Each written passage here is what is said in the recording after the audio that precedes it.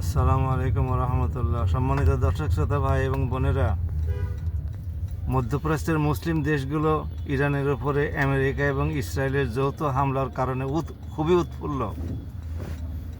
তারা কেউ মৌনভাবে, কেউ প্রত্যক্ষভাবে সহযোগিতা করে যাচ্ছে। আমেরিকা এবং ইসরায়েলের যুদ্ধ বিমানগুলোকে, যুদ্ধ জাহাজগুলোকে তারা তেল সরবরাহ করছে। মানে খুব খুশি খুশি লাগছে আর কি। একটা প্রবাদ আছে না, কারো পৌষ মাস, কারো মনে মনে হাঁস। আবার আরেকটা দেখেছি যে কারো মাঘ মাস, আবার কারো মনে মনে হাঁস। তো ইরানের এখন মাঘ মাসের শীতে প্রচণ্ড রকমের কষ্ট হচ্ছে, আর মধ্যপ্রাচ্যের মুসলিম দেশগুলো মনে মনে হাসছে, আর ওদেরকে কাফির মুশরিকদেরকে পক্ষাবলম্বন করে ওদেরকে তেল দিচ্ছে। একে একে তো পায়ে তেল দিচ্ছে, তারপরে গাড়িতেও তেল দিচ্ছে, যুদ্ধ বিমানেও, যুদ্ধ জাহাজেও তেল দিচ্ছে। মানে দুই জায়গায় তেল দিচ্ছে। তেল দিয়ে ওদেরকে আরও উৎফুল্ল করছে যে আরে আমাদের সাথে। তা এরপরে দেবে যুদ্ধের খরচ। বলদ সব মুসলমান কি কোনো সময় বলদ হতে পারে? এই জন্য আল কোরআনকে কাউকে বলদ বানায়? আল্লাহ নবীর হাদিসকে কাউকে বলদ বানায়? এই বলদরা আল কোরআন পড়ে, আল হাদিস পড়ে, তারপরে এই বলদগিরি করছে।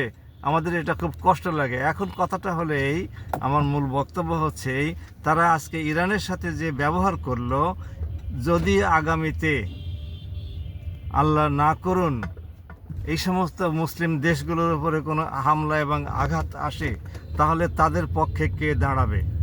তারা তো আজকে ইরানের পক্ষে দাঁড়ালো না। তাদের পক্ষে কে দাঁড়াবে? ভারতের সাথে যখন পাকিস্তানের যুদ্ধ হয়েছিল তখন কে দাঁড়িয়েছিল ভারতের পক্ষে? ভারতের বিরুদ্ধে পাকিস্তানের পক্ষ হয়ে কেউ দাঁড়ায় নাই। সুতরাং মুসলিম দেশগুলোর সতর্ক হওয়া দরকার।